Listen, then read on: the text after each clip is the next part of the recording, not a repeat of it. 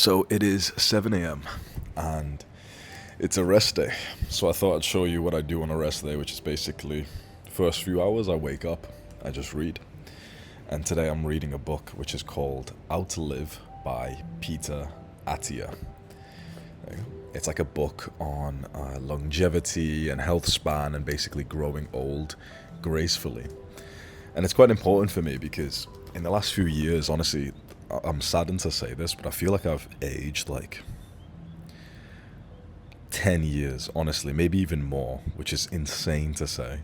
Like a few years ago when I was 24 years old, 25 years old, I still had that like boyish energy. I was basically never sore. I felt like I had unlimited energy. I used to work out for like hours. Like I used to run to my gymnastic ring spot, which was like a 20-minute run. I'd train there for about 1.5 hours. Then I'd come back into the garage and I'd do a little workout there, like with the dumbbells, and I'd run back for that as well. I'd do some extra cycling. I used to do like 15 minutes, like 9 sets of abs every morning as well. So I was doing a solid like 3 hours of exercise, and I promise that wasn't like a fluke, like a random day that I just remember. That was in my schedule. Like I was doing that at least like 4, 5, 6 times a week, and everything felt awesome. Didn't feel like anything was a problem there. But by the time I got to about 25 years old, I got like one or two random little injuries in the gym, and it kind of like started to deteriorate some things. And the thing that flared up the most was my right knee, because I have flat feet. Like I don't have arches in my feet. Next time you watch these videos, like pay attention to my feet. You'll realize they look kind of weird, like stumpy, because I don't have like the arch at the bottom of it. And when you don't have that, it's actually really bad for your health. It's like it fucks up your ankles, then your knees, then your hips, then your spine, then even your neck, and even some people say it can give you like nasal problems, which is interesting because I do often get like a blocked nose and sensitivity to like pollution and everything. So in the last few years, like last literally 2 years, 3 years, it's felt like I've went from being a 24, 25-year-old to more like 35, 40. Like the way that I wake up and I'm tired. Like I went for a piss as soon as I woke up this morning. And like just my knee hurt, my feet felt really heavy and stumpy.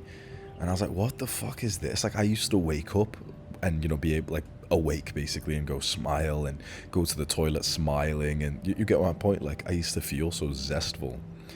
And yeah, these days it's not really like that. So that's why I'm reading this book and I'm trying to like fix this problem. I want to feel younger again. And I know what to do. It is like the boring stuff. It's the mobility. It's losing some weight. Like some of this body size for me is unnatural. I thought all this time I wanted to be massive, like big bodybuilder, intimidating.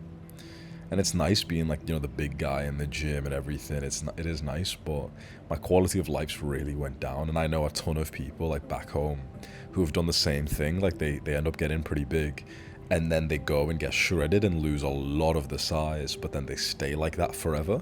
And every time I speak to them, because I come from like this kind of like the north part of UK, so they're all kind of like chavs basically, but they're always like, oh yeah lad, like it was like me back was hurting, me leg was hurting, and now it's so good, like it feels so good to be in my body, and like I'm light, I'm fast, I can box now and everything. So many guys in my old gym used to say this to me, the older guys who were like 30, and if I ever saw like a jacked guy and we were talking about him, my friend, a different friend or whatever, would often say like, oh yeah, he used to be way bigger, but then he said that he's like faster now and he prefers it. Like that's just like seemingly like pretty common culture with guys who are really into bodybuilding and weightlifting. The first few years are awesome, so there's no reason for you to slow down right now. But you just might not want to push that much. You might not want to take like the steroids. You might not want to go to like 200 pounds, 210, 220. Maybe you do at some point just to kind of do it. But this was what was interesting, right? Because if you watched like basically every episode of this season that I'm doing, the first 20 episodes I was talking about the bulk that I was on, that I wanted to get to 90 kg, 200 pounds, which was the heaviest I'd ever been, right? So that was like a milestone. And it does nothing. I want to give you a mindset, which I've just realized.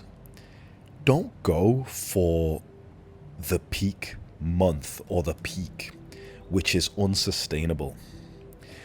The idea came from me doing like a yearly review. Basically, I asked myself a bunch of questions to recap sort of 2024 and how it's going, because we've only got a few days left of the year. And one of the questions was, what would have to happen in 2025 for me to look back and think that it was a successful year?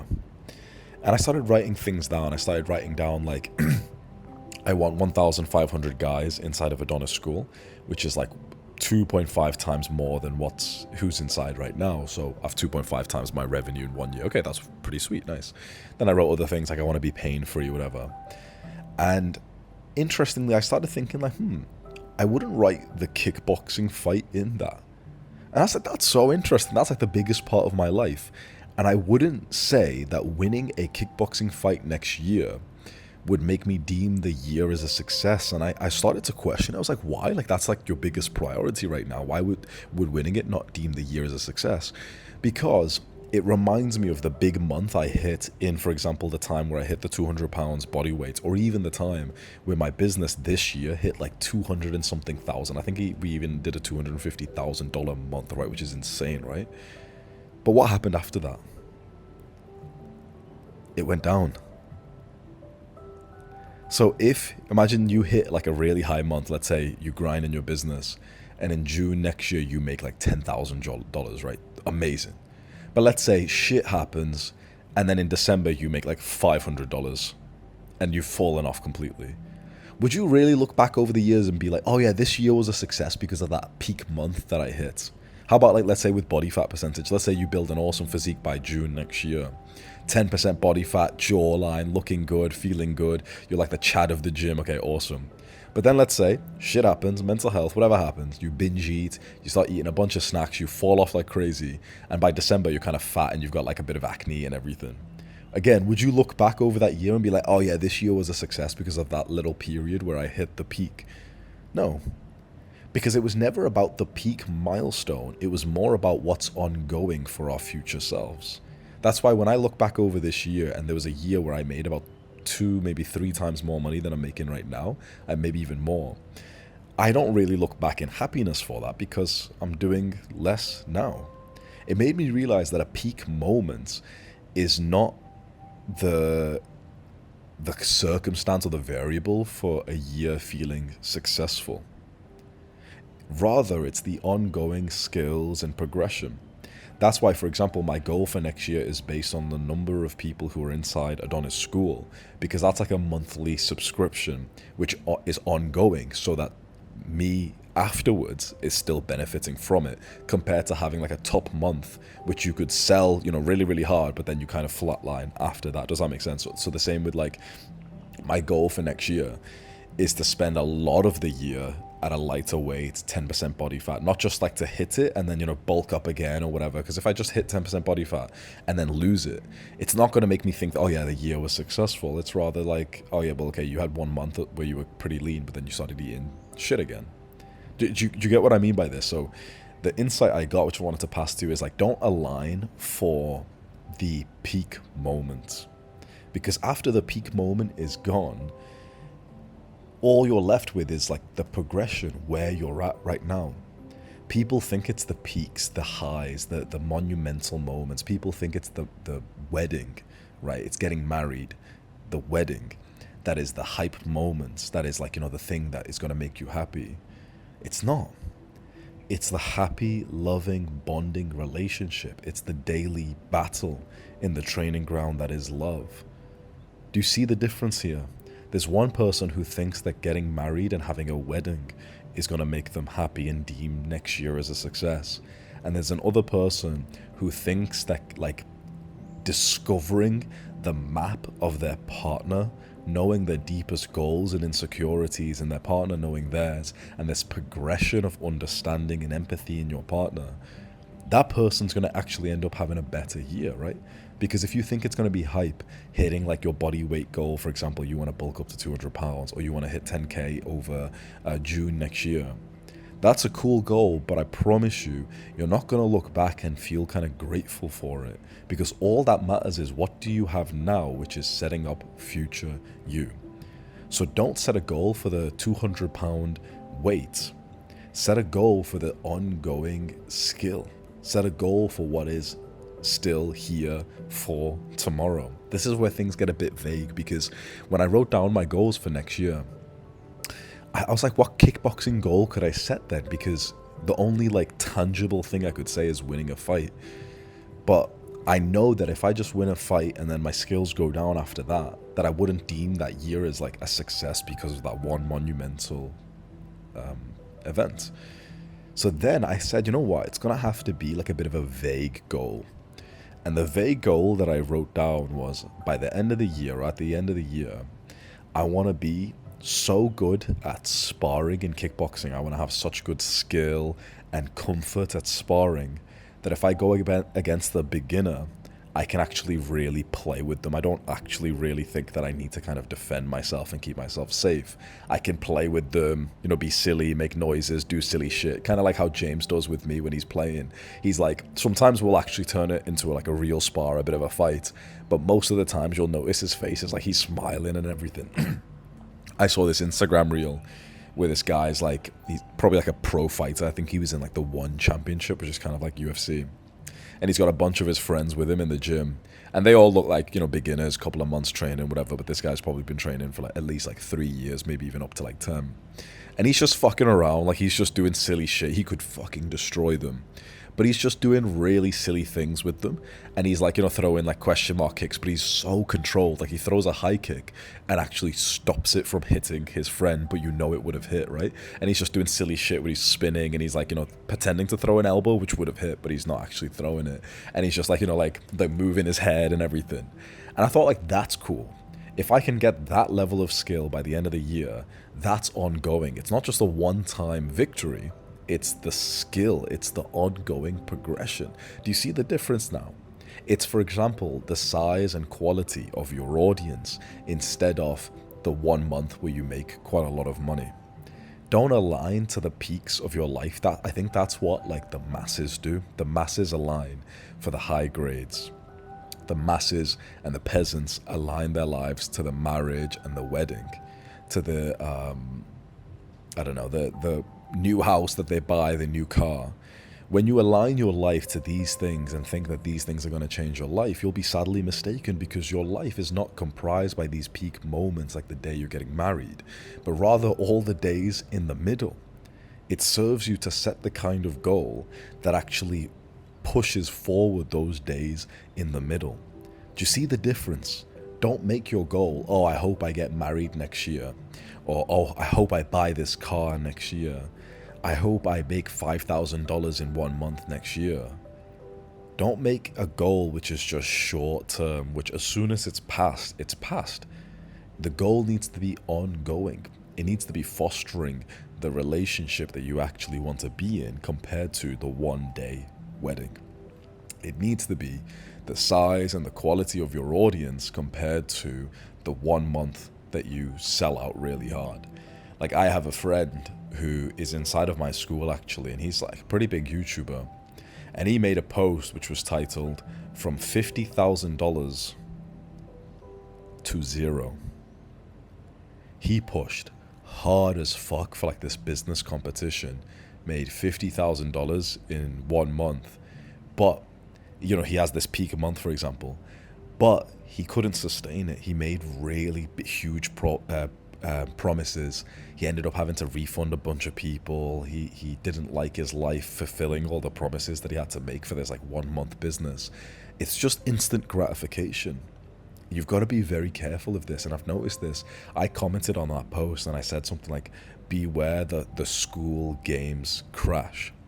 I'm on this website called School, which is like where my business is hosted, right? So that link in the description, Adonis School, it's on this website called School. And this website is ran by Alex Hermosi and Sam Ovens. And basically they've been having like a year-long competition every month where whoever makes the most money in a month wins, and then you get to like go and hang out with these entrepreneurs and get advice and whatever. And the first month they ever did this, I won. I came first place.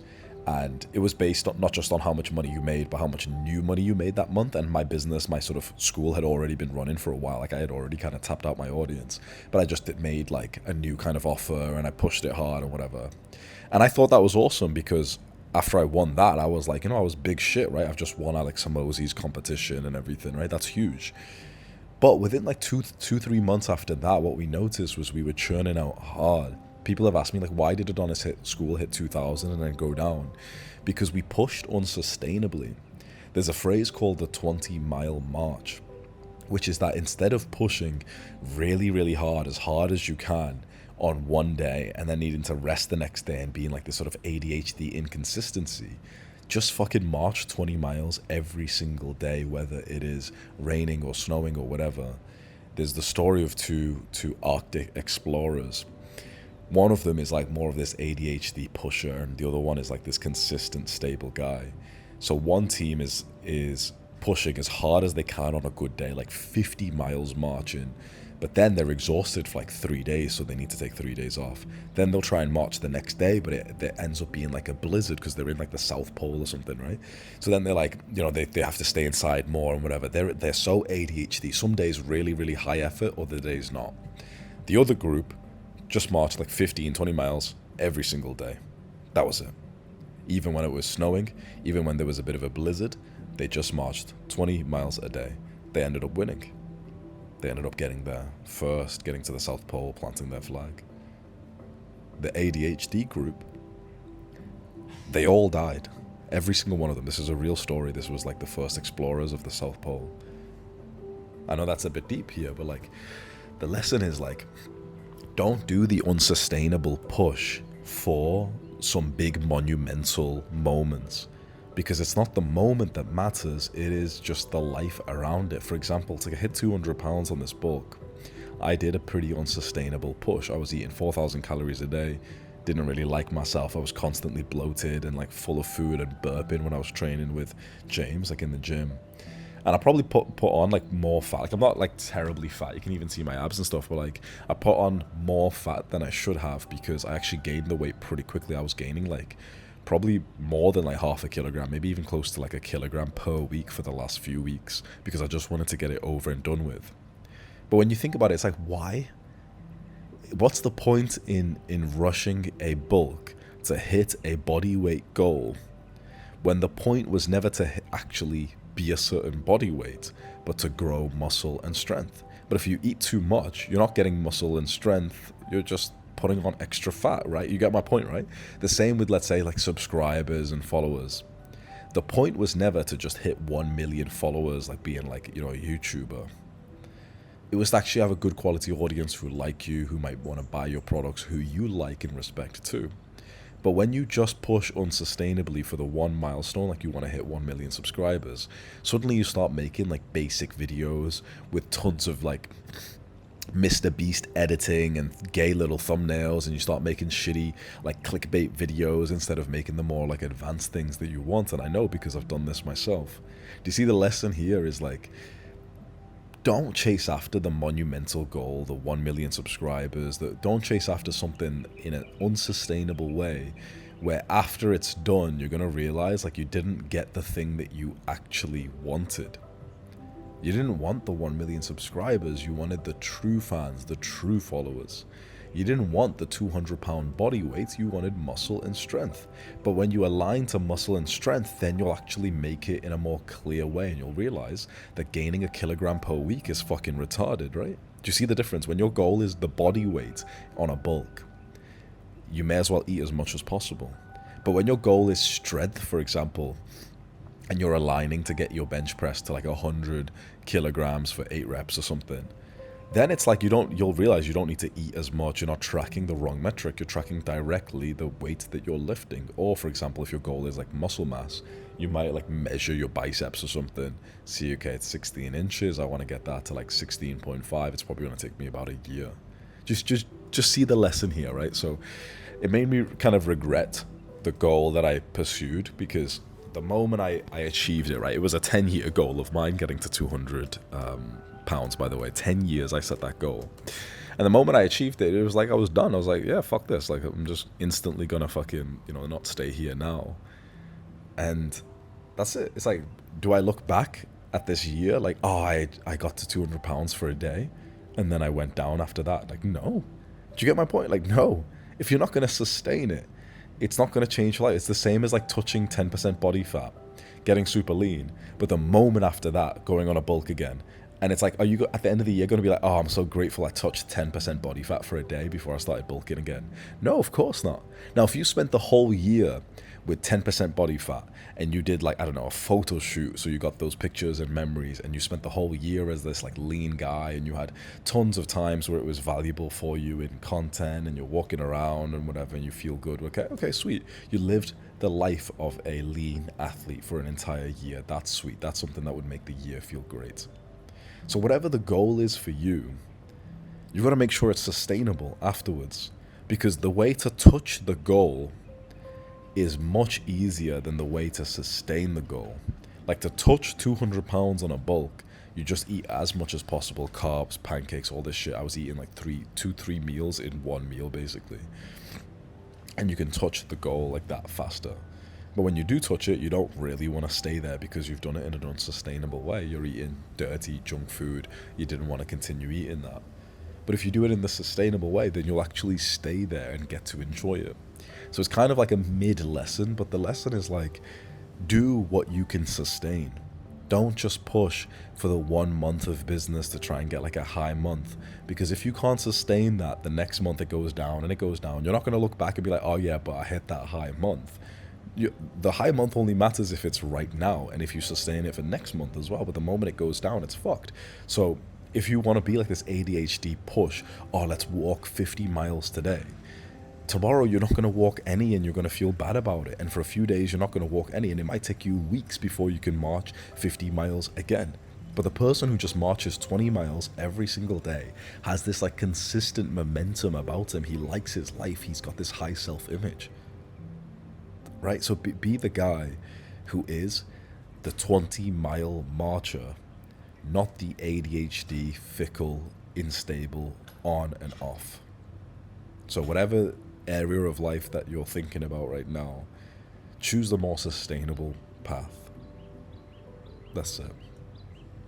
So for me personally, I realized that like, I actually don't want to be at this body weight. I'm not even like massive. I am pretty big now, but like, this is so unnatural for me to be at this size. I'm supposed to be a pretty skinny guy.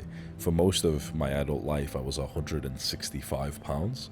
I'm 200 right now. So for most of my adult life, I was about like 73 or 75 kilograms. I'm 6'1", so I'm fairly tall, but I'm like quite a skinny guy. I've got quite skinny wrists and ankles and stuff. And I never wanted to accept that. I always wanted to be like this big caveman, thick looking, bulky looking motherfucker. But I think in terms of appearance, I always wanted to, be that guy, whatever, like the big guy.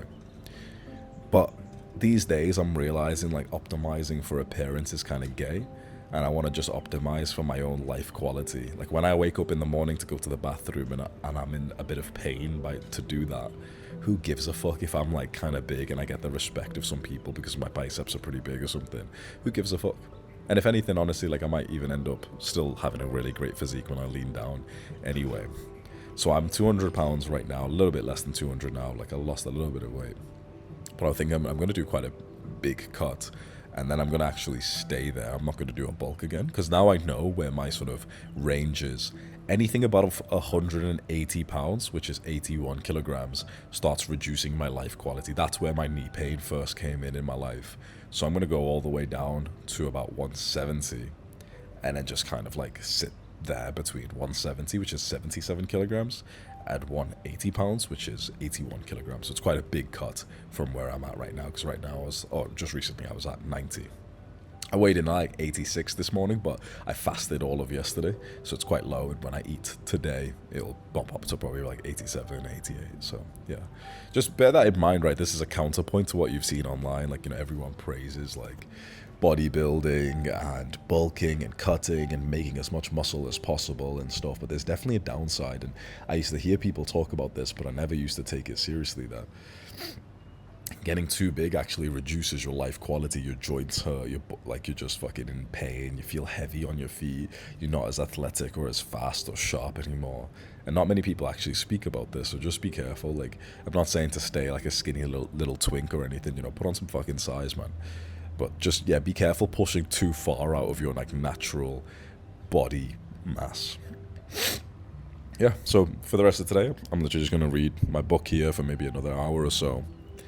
And then I'll go get a big steak later, maybe like a tomahawk steak, because I didn't eat yesterday, so I'm going to have like a pretty big lunch or dinner. And I'll probably bring my camera with me. I'll probably like record when I'm there so you can see what kind of food I order and stuff. And yeah, I've got a few days of rest days now, just resting up because James is gone. He's doing like this visa run. He's went to Bangkok, so he'll be there for another like 2 days after this, which is nice because it was just in time for the New Year's. It's not so much that I was planning to take like time off around here, but rather like I've actually needed it. Like I've been battling like a few little injuries. I've been sick for the last week as well. Like I've been breathless and I've got this like nasally shit like and that shit. So it's not been nice training recently. I've been extra gassed out. Obviously I've still been, even now it's fucking hard to breathe, bro. I've still been like training hard and stuff, but yeah, it'd be nice to just have a few days of relaxing. I'm just gonna read a couple books in the next few days, and I'm just going to rest up basically. I don't think I'm gonna train. If anything, I might do like the smallest amount, like little back work or gym workout or something. But I'm gonna take it super easy, so I'm like completely rested when James comes back. Okay, let's cut to the point that maybe I'm eating or something. Who knows? Goodbye. So that is rest day complete. And on my rest day, I still did 1 hour of zone 2 cardio. So I went over to the gym and just sat on the stationary bike. Got up to like 100, 110, 120 heart rates. And just sat for like an hour watching health-related videos. Because reading this book, which honestly you should get, this book is called Outlive by Dr. Peter Attia. Outlive. Really interesting book, man, like on the science of longevity and how to age gracefully, because like I said before, I feel like I've aged significantly in the last 1-2 years. Honestly, like so much. A few years ago I felt really young and childlike, and you know how most young guys are. And just in the last few years I've picked up like little injuries here and there, lifting too heavy, ego lifting, wear and tear, knees hurting. And yeah, just feeling heavy and bloated, and not so much bloated, but I just feel like I'm just heavy and slow. I can perform well, I can lift heavy, I can sprint, I can, kickbox and stuff, but I'm noticing my quality of life just walking around my apartment is a little bit lower than usual.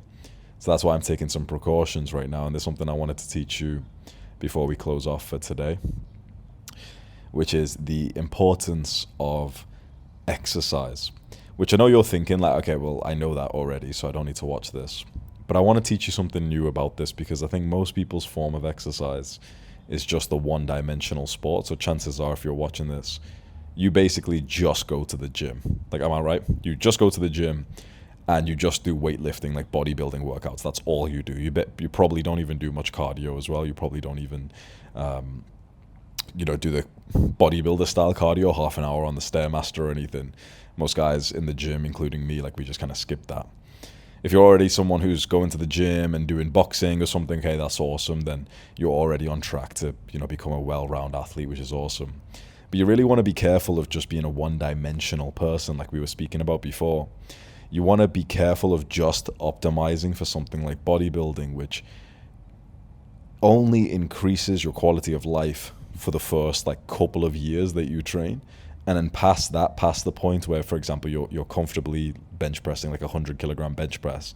Past that, it's not actually increasing your quality of life. In fact, it's often decreasing your quality of life, but you're kind of addicted to the sport now, which is fine. It's still like a productive pursuit. It's healthy. It keeps you off the street and off drugs and porn and whatever. So it's still good for you, but you just want to be careful only optimizing for one thing, because in this book, the idea is, okay, we want to age gracefully.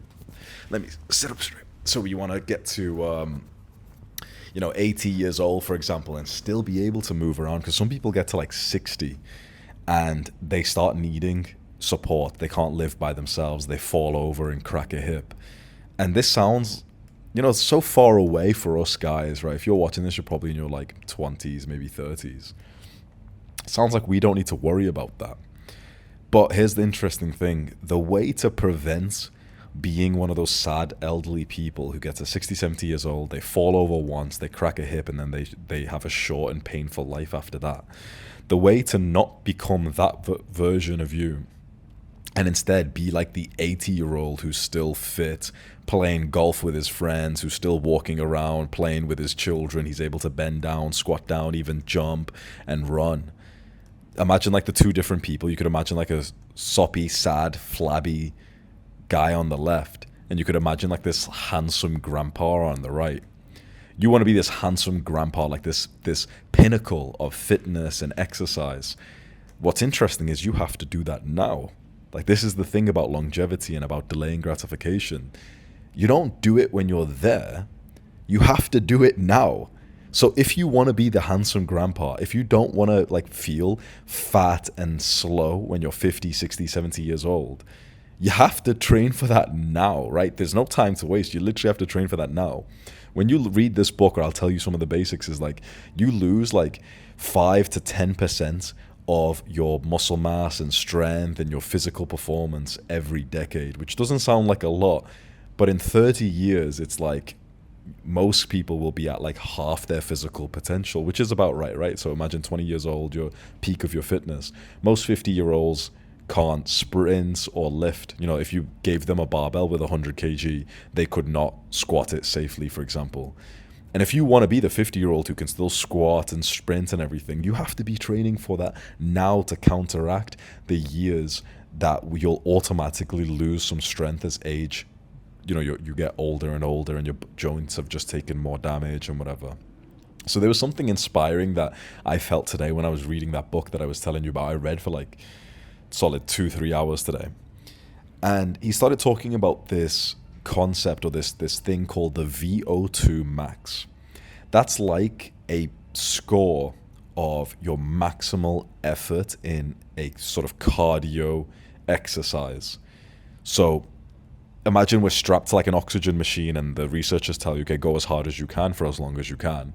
Your full exertion, that will give you a kind of score based on how hard you went and how well you utilized the oxygen. Basically, it's one of the best metrics for like how fit of a person you are based on your cardio, not on like strength or balance, but just specifically cardio, which is very correlated to a good life. And basically all cause mortality is correlated with lower cardio. So you just want to be a better cardiovascularly fit person, right? And I was just reading it, kind of whatever. Oh yeah, cardio, yeah, kickboxing's covering it, whatever. And I was going to move over. But there was a goal that this guy wrote down that he said that he sets for his patients, that when I read that, I started getting inspired, and I wonder if the same thing would happen to you. He showed a graph of the VO2 maxes, so the VO2, the score, for the lower end, the middle, the higher end, and then the elite people of each age group. So imagine the age group is like 18 to 21 years old, and 21 to whatever, then 51 to 57, whatever, right? Imagine all these age groups. And inside there's like a bucket of how fit people in that age group are. So in the 21-year-old age group, there's people who are in the lowest quartile, so they're the least fittest, right? And then people who are about average, then people who are above average, and then the elite was top 1 to 2% of people, right? So it said that, so I saw that and I was like, oh, that's pretty cool. So that's what you'd need. You'd need like a VO2 max of people our age roughly was about like 58. If you're a male in your 20s, the VO2 max was about like 55, 58 or something. I think it was like 54 or 55, right? And I thought, okay, that's cool. So like, that's a kind of interesting piece of data, like a score, like a goal you could set. Get a VO2 max of the elite people in your age group. Then I read more, and so this is what inspired me. He said, I tell my patients that their first goal is to get into the elite VO2 max of their age group. Their second goal is to get into the elite VO2 max of the age group 1 decade younger than them. Because with every age group, it gets lower and lower and lower. So if you're like 40 years old and the VO2 max of the guys who are like the top 1 or 2% most healthy people in that group is like 45, for example, like it's considerably lower than the people who are like 18, 20 years old. He's telling you to actually aim for the VO2 max of someone who is 10 years younger. That's something that clicked for me, and I was like, that's more of like a fucking girthy big dick goal, right? I don't like pussy goals. This is we made a video on this before, didn't we? Like the big ambitious goals. I don't like limp dick little floppy goals that you get like half an erection, you have to like pinch the base to try and stink it, like to create a bit more of a erection to put it inside. I don't like those, bro. I like big girthy goals, right? I like big fucking this is gay as fuck. I was gonna say I like big cocks, right? I don't know. Like, you get my point. I like goals that symbolize that you've got a massive fucking cock. I don't like goals which are like small peepee little limp dick goals that most people have got. I like these big goals, and I think you're probably the same kind of person. And yeah, it just made me think like, oh shit, that's a fucking goal to get to. Why not make your goal for the next years of your life to get to and then maintain the VO2 max of the elite 18-year-olds? That's the highest number on the graph, right? I think it was like 58 decibels, whatever the metric is. Now that's a goal for you to achieve over the next 5, 10, 20 years. And even when you're 30, 40 years old, you imagine you not just handsome grandpa, but you are fucking elite athlete, fitness, handsome grandpa. You're still slaying all the fucking nanny, not even the fucking grannies, honestly. At that point, if you're that much of a high tier person, you're probably like slaying like the women who are like 40 years old instead of like 80 with you, right? And there's the motivation. When you're a grandpa, you can still get like women who are half your age. So instead of being 80 and not being able to have sex and being miserable, like if you're a handsome grandpa, right, you're stood up tall, you go on runs, ultra marathons, you can do 10, 15 pull-ups, you've got a VO2 max of like a fucking 30-year-old. It's like, bro, like you're still gonna have a pretty good life. Like, it's still unfortunate you're old, whatever, but you're still gonna have a good life, right? So when I saw that goal, I was like, fuck yeah, like that's more like it. So it's just something for you to consider, right? If you wanted to go Google VO2 max per age group, whatever, and just go find the one that's for your age group. Write it down for the guys who are in the elite category, so the top 1 to 2% of people in your age group. And then that's your goal. And then it shouldn't be too expensive or too hard for you to go and get this data, right? So if you most likely will have it in like the city or the country, whatever, where you go to a place and do a VO2 max test. And I'm pretty sure it'll cost like $50 or something. It's one of those like friction things. But in my opinion, just getting that data once a year, twice a year would be actually so motivational that it'd be well worth the trip and the cost. So I wrote that down and I was like, yeah, I actually really like the sound of that goal, because before this, fitness for me was just one-dimensional. It was just how much muscle am I putting on, what's my body weight, what am I lifting in squat or bench press or overhead press or whatever. And that's been awesome, don't get me wrong. I'm not shitting on bodybuilding because it's served me very well. But it did leave me as like a one-dimensional athlete. I could do all that, but my running form was whack. I could squat twice my body weight, so I've done 160 kg squat before when I was about 80 kg body weight. 160 is nothing crazy, but it's probably in the top 1% of humans right now, probably even 0.1%, right? Everyone, not just the gym goers. So it's pretty nice, it's pretty impressive. It's 160 kg squat, and then I stopped after that. I probably could have gotten it up to like 180, but I just stopped because I had knee pain. This year I did 140 kg bench press for 1 rep. I worked really hard on that earlier this year. And I've done like 80, I think, kg overhead press 1 rep, but maybe not so strict though. So I've gotten to some pretty good strength, right? And I can barbell row 120 kg for 5 reps. So my back is stronger than almost everyone I know, even like massive bodybuilders and weightlifters who can deadlift and whatever. My lats are super, super strong. So I bent over row most guys like deadlift, basically. Like, yeah, which is pretty impressive. But look, that's nice. But it's only one pillar of health and performance, because saying all that, I've been walking around with clicky knees for the last few years. Sometimes I get breathless and I'm quite susceptible to like air pollution. And let's be honest, it's just kind of obvious. If my cardio was better, air pollution and those kinds of things probably wouldn't affect me as bad. So we could all use a little bit more of the strategies in this book. And so if you are a guy who mostly just does strength training, weightlifting, bodybuilding, making muscle, that's awesome. Start becoming a real athlete and add in the cardio training as well. It was the word for me today. It was exercise. Not fitness, not gym, but exercise. The moment I kind of was reading that word in this book, that's what makes me think of that handsome grandpa that I'm talking about. Like, he's got a flat stomach, he's got like a, kind of like a six pack, but with like saggy, wrinkly skin. But because he is 80 years old, but he's still fit. He can overhead press like easily 10, 15K dumbbells. So nothing extreme. We're not saying he's on steroids or anything, but it's like, that's still nice to be able to do, right? And he's like fit and healthy, and he likes exercising. He goes on a 1 hour walk with it, the few other fit elderly people, like how old people walk when they're like healthy. They're kind of like, you get my point, right?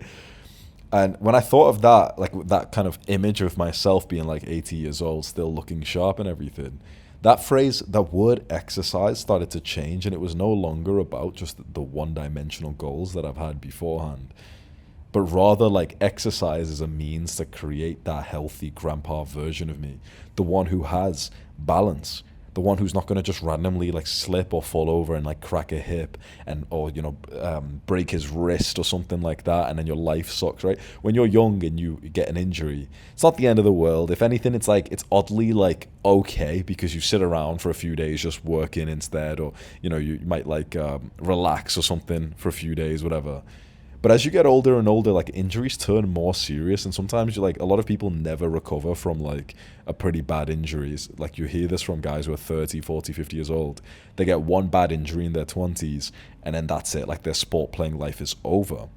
This is what I mean. You have to start training for this now. This isn't something that you think of like, oh yeah, like I want to be a fit grandpa, I'll deal with it when I'm there. No, it's like, to be the fit grandpa, you have to be in elite shape or elite VO2 max and strength and all those things and balance and everything in your 20s and 30s. That's how you become the elite grandpa. And it makes sense. It's like, why wouldn't you, right? Like let me ask you a question. Like, let's say you've got a pretty awesome physique. You're fairly lean, you're not massive, but you're like 180 pounds, 10% body fat. You've got like as attractive as a physique you could get in terms of like the attention from girls, respect from guys. If you got bigger, you might be more kind of like intimidating, but you'd start suffering in your quality of life, your stiffness, slowness, heaviness, joints hurt, whatever. Would you take that deal? Do you need more, which actually makes your life worse, but you've just leveled up in this one-dimensional area which doesn't really matter? Like, if you are 98 out of 100 in this one area, to get the last two is exponential, right? On the video game I used to be addicted to, RuneScape. It's like an MMO RPG. You have like skills, and you can level the skills up. So you start at level 1, maximum level is level 99. And when you go from level 1 to level 2, you only need 80 experience, 80. So for that, for example, you can kill like 5 or 10 men, like level 2 men, like goblins, like the little ones, like chickens, for example. You can kill like 10 or 15 chickens and you'll get to level 2. To go from level 98 to 99, it's not 80 experience you need. It's like 1.3 million. So you need to kill like 500,000 chicken for that last level. Now imagine if you're already at like 95 in the skill of like in muscle mass, for example. Does it make sense to keep pushing forward? Now, if it is your career, the thing that you want to master, okay, I understand that. Fair enough, it makes sense. But if it's something to do with life quality, longevity, does it make sense to get the rest of the progress in this one area if it's going to cost you the progress in others? If it wasn't going to cost you anything else, okay, fair enough. It's like, yeah, sure, it's progress is slow, but go ahead. But by going from 95 to like level 99 in muscle, for example, and becoming like a steroid 220-pound bodybuilder, and now you're out of breath and you're going to die 20 years earlier, it's like, do you see just how much cost there is?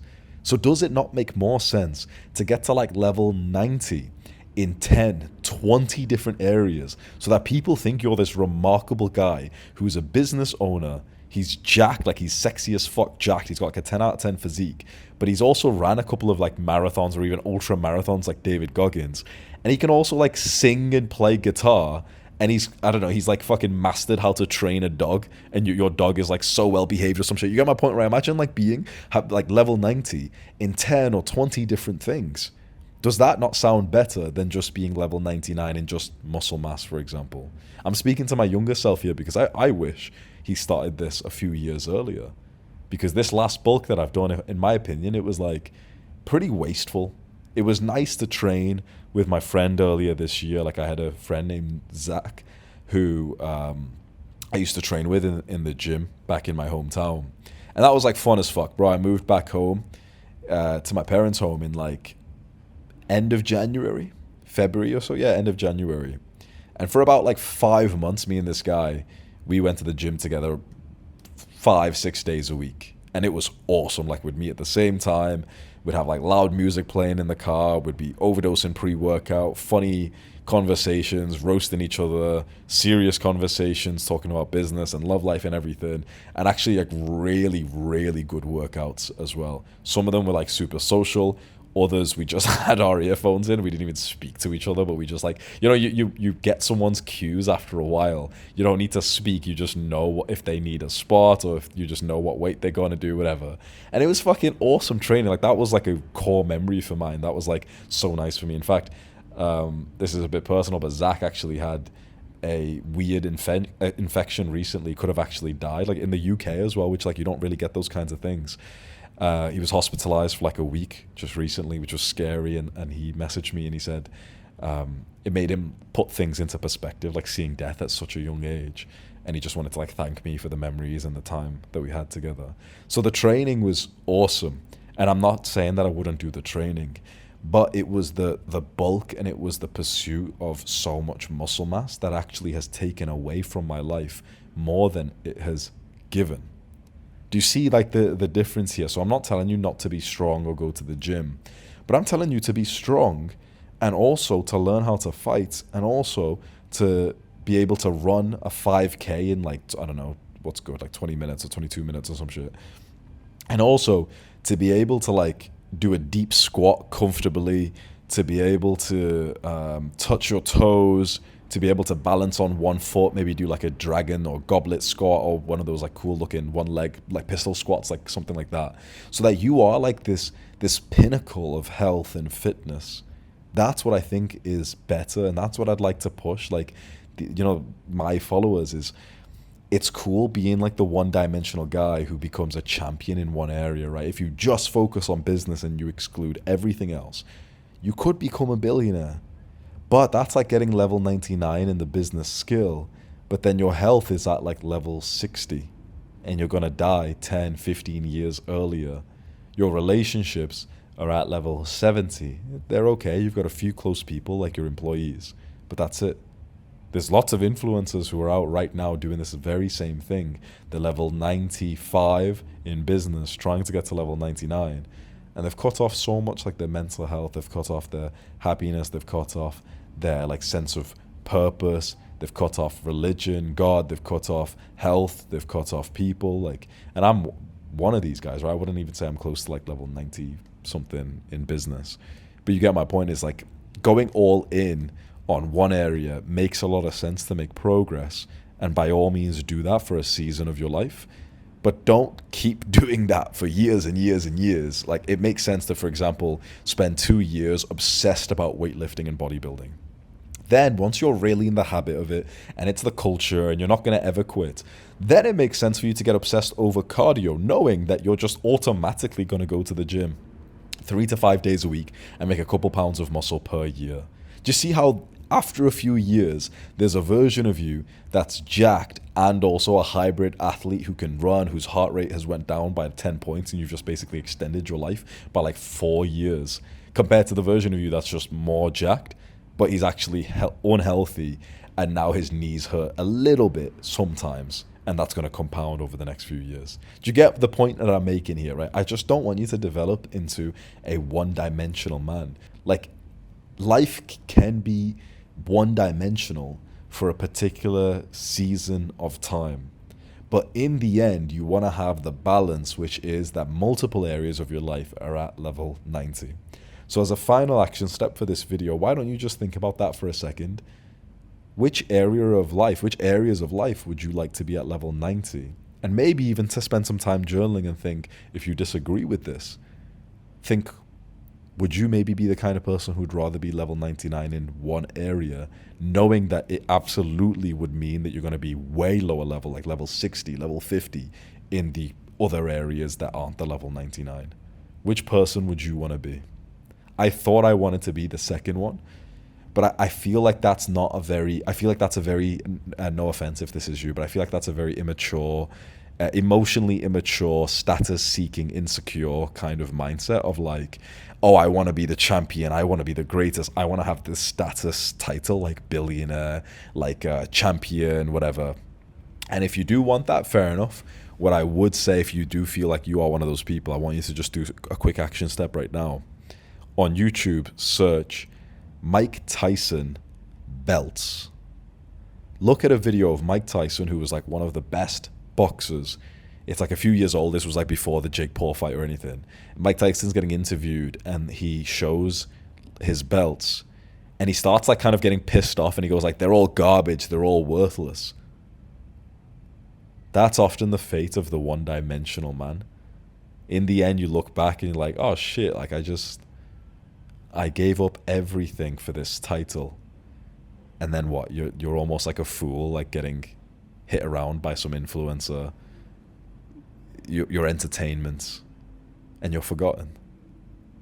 So just be careful of pushing towards the level 99. Just be careful of that. And maybe this is really worth a journaling prompt right now, okay? Like just ask yourself which life might you find better?